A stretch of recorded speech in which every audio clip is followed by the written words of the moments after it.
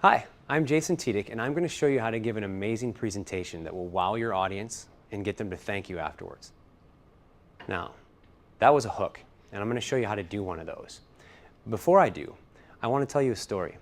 I was at a presentation a while back at a seminar with lots and lots of people, huge conference, and I was actually walking behind 2 or 3 people who had just finished a session. This is a true story, it actually happened, and I overheard them talking about it. I'm very fascinated by this because this is what I do for a living. I teach people how to do this stuff.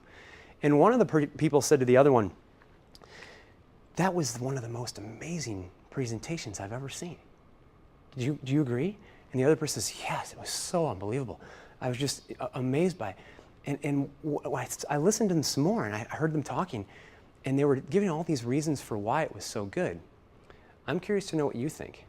I want you to take 1 minute, and I want you to write down the top 3 things that you think make presentations amazing. I mean so good that people at the end will actually come up to you and thank you for what you just taught them. And they say, "Wow, that was unbelievable." Write your top 3. Take 1 minute. As you take the remaining 30 seconds, I want you to assign one of you the relayer. Relayer, your responsibility will be to just tell us what your group came up with. 30 more seconds, assign one person the relayer. All right, relayers, what'd you come up with? You can just shout them out. I'm going to put them up here. By the way, before I do this is some incentive for you to do this. You're about to find out what your peers think makes you amazing. It's pretty important information. So what do you got? Relevant. Relevant. What else?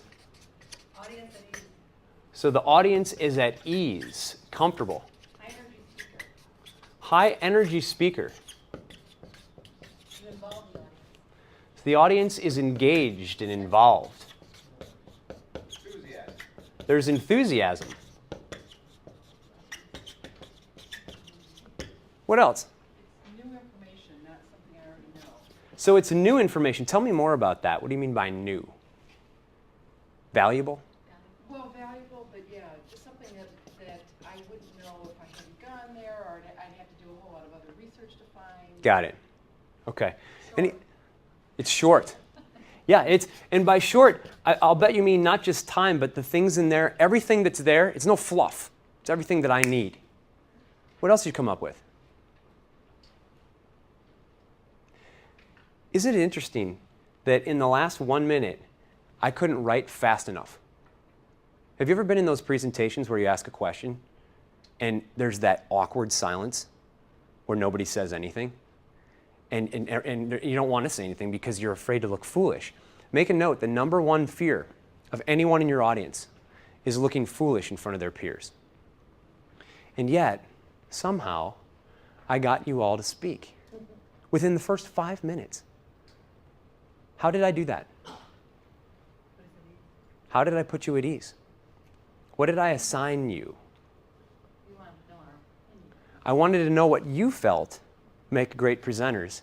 And then I assigned one of you to be the what?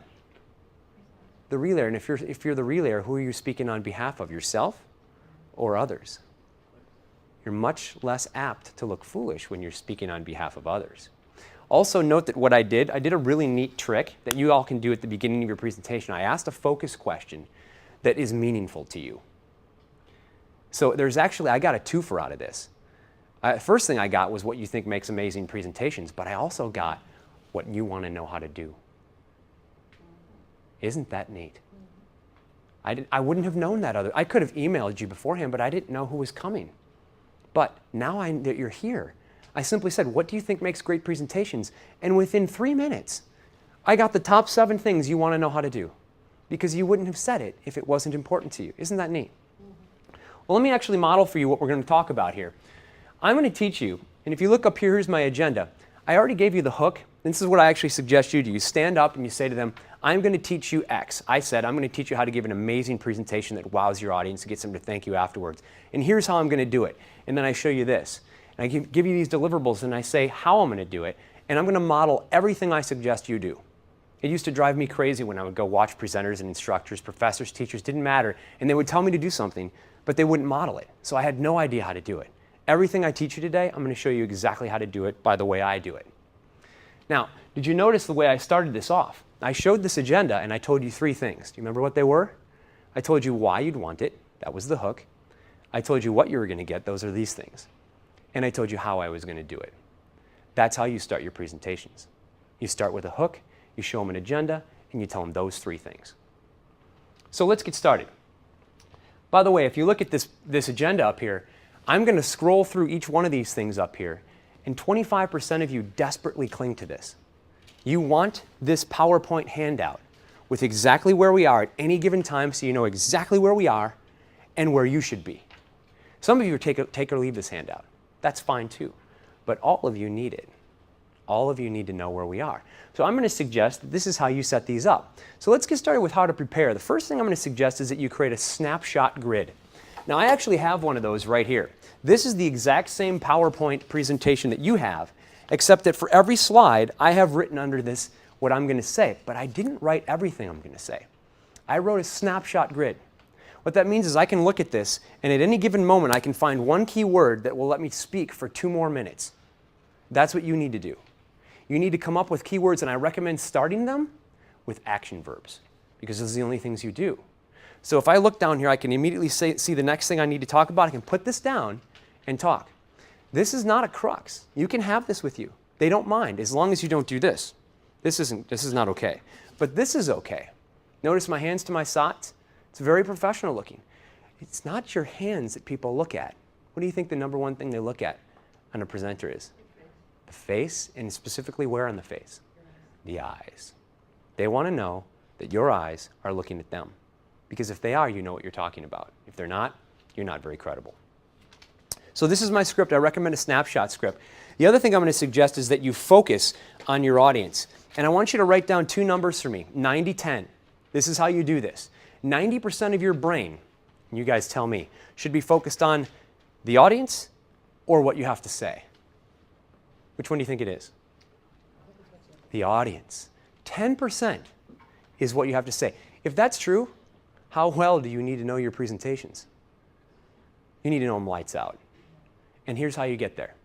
You need to practice your presentation in real time 3 times. That's how you do it. That's how you get to 90-10. Now, some people say to me, Jason, I've got a 4-hour presentation. I can't possibly do that. Then you need to practice your introduction and topic #1 3 times in real time. I'm actually suggesting you stand up in the sweet spot, which is where I am right now. You talk to an empty room. I just told you that I have a newborn at home. He's 2 weeks old now. He makes a great audience. And I was practicing with him too. You just stand there and you literally give your introduction exactly how you're going to say it. I gave the same introduction I gave you. Hi, I'm Jason Tidik, and I'm going to teach you how to give an amazing presentation that will wow your audience and get them to thank you for it afterwards, and here's how I'm going to do it. And I did that over and over until I can do it with my eyes closed. Because when adrenaline kicks in, you're going to need to rely on these reflexes that you have. And you're not going to want to have those reflexes be intuitive. You're going to want to have practiced them. 3 times in real time. The other thing I'm going to suggest is nervousness. The most important thing you need to do at the beginning of a presentation is make your audience feel safe. Isn't that interesting? #1 fear is foolish. #1 need is safety. Most presenters say, Jason, I'm really worried about this presentation. You should know I observe hundreds of people when they give presentations, and I give them feedback. And I observe trainers and teachers and professors and all of them. And one of the #1 things they want to know from me is, how do I deal with the fear, the nervousness? I'm afraid to go up there. And here's what you do. To handle your nerves, you need to know that this is not about you. It's about them. They need to feel safe. And if they do, they'll reflect it back to you. And then you'll be able to deliver a presentation that doesn't look like you're nervous at all. Here's how you do it. There's 2 kinds of people that have nerves. There's the ones that need to talk to others to get rid of the nerves, and the ones that need to be by themselves. I'm the first one. So before I start a presentation, I love to talk with people. I'll talk with anybody before a presentation. One time I was giving a presentation to 5,000 people. I had a guy say to me, Jason, I heard you speak and I want you to give another one, only this time I want you to give it for 2 hours to some of our 5,000 most important people in XYZ. And I went and did this, and I was scared to death to do this. I always get scared in front of 5,000 people. That's a lot of people. So what I did is I walked around the hallway outside the auditorium beforehand, and I just went up to random people. I said, hi, how are you? And they said, fine. And I said, well, I'm Jason. What's your name? And she said, I'm Dana. Hey, Dana, it's nice to meet you. What do you do? And she tells me. And then I ask her the famous thing that you can ask anybody to make yourself feel more comfortable with them and make them feel safer. You say, hey, Dana, what do you spend most of your time doing? How do you spend most of your time? And if you say this, they'll tell you something about themselves that makes them feel comfortable, that they love. Nobody's going to tell you something that they don't like doing. If you say, well, what do you do? The person might not like their job. That might not work. Or they talk about the weather. That's not enough feelings. It's not enough friendship. You got to get deeper. It's too cliche-ish, too knowledge-ish. You got to get deeper. So I said, Dana, what is it that you do? And Dana tells me. And then finally she looks at me and she goes, well, what do you do, Jason? And I said, well, I speak in front of audiences. I teach them how to be successful in front of their audiences. Really? We've got to speak. And she looks at me and she goes, oh, that's you, isn't it? And I said, yeah. She said, what are you talking to me for? I said, you're helping me avoid being nervous. Really? She says, that works for you? I said, it works for me. It might not work for you, but that works for me. I have a buddy, when he presents, that he goes off into another room, a bathroom, wherever it is, and just sits there for 5 minutes. Right before he goes on, he does this. Which one are you? Which one are you? You can't let them see your nerves, but hey, I got some cool information for you that'll make you feel more safe. It's okay for you to be nervous. It's all right. You just can't let them see it. Here's another way to not let them see it. Find something that's funny and get laughter. Get yourself to laugh before you go on. It's one of my favorite things to do. What is it that makes you laugh? Ask yourself that and set it up for yourself right before you go on. I'll give you another example. My wife makes me laugh. I just find her personality fascinating. So sometimes before presentations, I'll call her and I'll say, hey, Jess, could you go ahead and tell me some things that'll make me laugh? And she'll just talk to me for a little while, and pretty soon I'm feeling good. And I say, I got to go. I got to give a presentation. And then I walk up and do it. And I'm not showing nervousness.